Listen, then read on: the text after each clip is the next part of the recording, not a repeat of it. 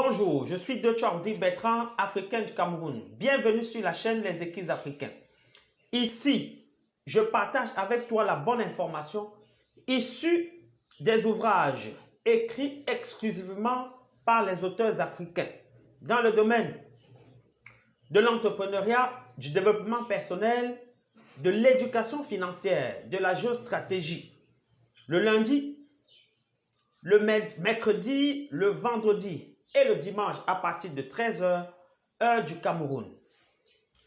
Ces livres, écrits par les Africains, selon moi, cadrent avec notre réalité et sont d'application immédiate. C'est la raison pour laquelle je me propose de partager cela avec toi. Alors, aujourd'hui, je vais continuer avec ce livre-ci, intitulé « Pouvez-vous devenir riche et aller au ciel ?» dont l'auteur est Ricardo Kanyama, africain de la RDC. Spécifiquement, je vais te présenter les points saillants des pages 57 à 63 de ce livre. Et à la fin, tirer des leçons que tous nous allons appliquer afin de pouvoir avancer. Alors, des pages 57 à 63, j'ai relevé pour toi 3 points saillants. Le premier est que Ricardo Kanyama indique qu'au début de notre route vers le million, ce n'est pas la question des fonds qui est la plus importante. Il indique que c'est tout autre chose. Alors, en lisant dans ce livre, moi j'ai compris, parce qu'au départ, je réfléchissais ou je croyais, comme toutes les autres personnes, que pour lancer une affaire, la première des choses, c'est de disposer des fonds à cet effet. Alors, après avoir lu ce livre, ou bien cette partie du livre de Ricardo Kanyama, j'ai compris que ce ne sont pas les fonds qui constituent la pierre angulaire de tout projet. Non.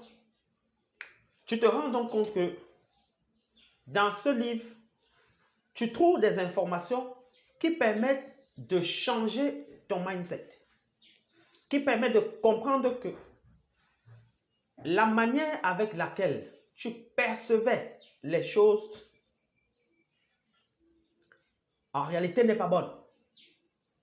Ricardo Kanyama démontre dans cet ouvrage, ou dans ce passage plus particulièrement, qu'on doit rejeter cette façon de penser parce que ce n'est pas la réalité.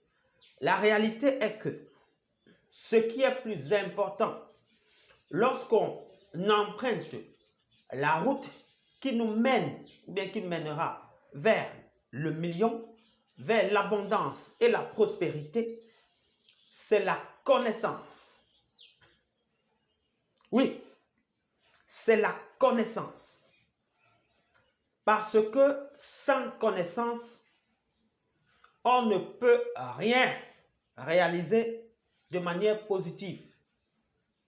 Sans connaissance, tu ne peux pas réaliser tes objectifs. À propos de la connaissance, Simon Ouedraogo estimait que la pierre angulaire de l'entrepreneuriat, c'est la connaissance. Sans elle, on ne peut pas arriver à atteindre de façon efficace le résultat qu'on a souhaité dès le départ. Dans son livre intitulé « Le QCM de l'entrepreneur », africain, Walter Fotso, allant dans le même sillage, a dit ceci. Si tu possèdes de l'argent, c'est-à-dire des fonds, et que ces fonds ne se trouvent pas en toi, c'est une question de temps, ils disparaîtront. Par contre, si tu as en toi ces fonds-là, ou cet argent, et qu'il n'a pas encore fait surface, il, mis pour l'argent, n'a pas encore fait surface, c'est une question de temps, il sera visible. Comme donc pour dire que ce que Ricardo Kanyama indique dans cet ouvrage mérite à ce que tu accordes une grande attention. Quelqu'un a dit aussi que sur cette terre, il n'y a qu'un seul bien, la connaissance, et qu'un seul mal, l'ignorance. C'est clair. Donc, la première chose que tu dois chercher à obtenir lorsque tu décides de prendre la route qui mène vers l'abondance et la prospérité, c'est la connaissance. Si tu veux lancer par exemple un projet, il faut avoir la connaissance dans ce domaine-là. Oui. La connaissance est capitale.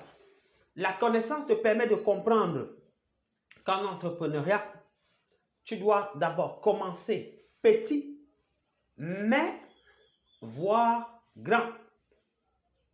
La connaissance te permet de comprendre qu'en entrepreneuriat, tu dois d'abord te lancer. Tu ne dois pas attendre, réunir tout ce qu'il faut. Tu dois d'abord te lancer et tu apprendras sur le terrain. Donc, la connaissance est capitale. En dehors de cette connaissance, il faut avoir du courage. Parce que dans tout ce qu'on fait, si on ne s'arme pas de courage, on ne pourra jamais y arriver. Oui, il faut comprendre ça. Il faut avoir ce courage-là, associé à ce qu'on appelle l'humilité de commencer petit. Pourquoi? Parce que chez nous, ici, qu'est-ce qui se passe? Ce qui se passe est que nous aimons commencer grand. Or, dans ce livre, en le lisant, il te permet de comprendre que tu dois commencer petit. Autrement dit, tu dois débuter avec les moyens de bord. Et au fur et à mesure, tu vas te construire. Comme deuxième point saillant, relativement aux pages 57 à 63, Ricardo Kanyama indique que dans ce monde, il n'existe pas un meilleur endroit pour devenir millionnaire. Et que s'il existe un, c'est l'endroit où Dieu, le Seigneur, nous a placés. Alors, ça permet de comprendre ici que on peut devenir multimillionnaire partout où on se trouve dans ce monde-ci. Et à ce sujet, le coach Patrick Armand Pognon indiquait dans son livre intitulé « L'argent, partout et toujours » que c'est possible et qu'il suffit tout simplement d'avoir ce que Walter Fotso appelle les lunettes de l'entrepreneur. C'est-à-dire cette connaissance, cette capacité à pouvoir identifier les difficultés qui se trouvent dans ton environnement et y proposer des solutions. Partout dans le monde entier, il existe des difficultés. Il suffit tout simplement d'y trouver des solutions. cette situation selon laquelle il n'existe pas un endroit précis au monde où on peut, où on puisse devenir millionnaire, m'interpelle. Pourquoi? Parce que après l'école conventionnelle, nous pensions que l'Eldorado se trouvait hors de l'Europe, hors de l'Afrique, autant pour moi. Oui. Et jusqu'à aujourd'hui, la majorité des jeunes Africains pensent que c'est hors de l'Afrique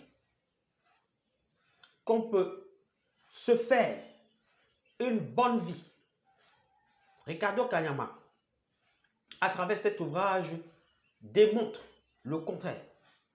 Parce que lui, il n'est pas domicilié à l'extérieur. Non. Il est en Afrique. Il est devenu multimillionnaire étant en Afrique. Donc, l'idée selon laquelle l'Eldorado se trouve hors de l'Afrique est fausse. Comme troisième point saillant, Ricardo Kanyama indique dans ces pages-là que il n'y a qu'une seule maladie qui puisse t'empêcher de devenir multimillionnaire. Il n'y a qu'une seule. En dehors de celle-là, il n'y en a pas deux. En effet, ce qui peut t'empêcher de devenir multimillionnaire, c'est si tu as une maladie mentale. Oui. Si tu as une maladie qui touche ton mental et par conséquent ne te permet pas de bien réfléchir, ne te permet pas d'avoir la pleine capacité mentale. Voilà la seule maladie qui est par conséquent le seul obstacle qui peut t'empêcher de pouvoir réussir, qui peut t'empêcher d'emprunter la voie de l'abondance et de la prospérité. Ricardo Kanyama, à travers ce point, nous interpelle tous. Moi, j'ai lu et j'ai compris qu'en fait, si quelqu'un a son cerveau seulement, c'est suffisant. Si ton cerveau fonctionne bien, c'est largement suffisant. Les autres ne sont pas des obstacles infranchissables ou insurmontables. Il indique que dans ce passage que au moment où toi, tu te plains que tu n'as pas de pied, il y a quelqu'un dans le monde entier qui est dans la même situation que toi, mais est devenu multimillionnaire. Au moment où tu te plains que tu n'as pas de bras, quelqu'un dans ce monde est dans la même situation que toi, mais est devenu multimillionnaire. Par exemple, Nick Vujicic. Nick Vujicic est un Australien qui n'a ni bras ni pieds. Mais cela n'a pas empêché Nick de devenir ce qu'il est aujourd'hui, conférencier international devant plus de 25 000 personnes, enseignant d'université, auteur de plusieurs ouvrages. Donc, ça te permet de comprendre que toi qui es en train de suivre ou d'écouter ou de regarder cette vidéo et que tu as un handicap autre que celui mental, tu n'as plus de raison de te dire que ça te bloque pour devenir multimillionnaire. Non. Ricardo Kanyama indique dans ses pages que, alors, si tu n'as pas de bras pour devenir multimillionnaire, sers-toi de ta bouche. Si tu n'as pas de pied, sers-toi de tes mains. C'est ça qu'il faut comprendre. Donc, l'idée selon laquelle je suis boiteux, l'idée selon laquelle vraiment j'ai trop souffert. Non. Tu dois dès aujourd'hui changer cette idée-là.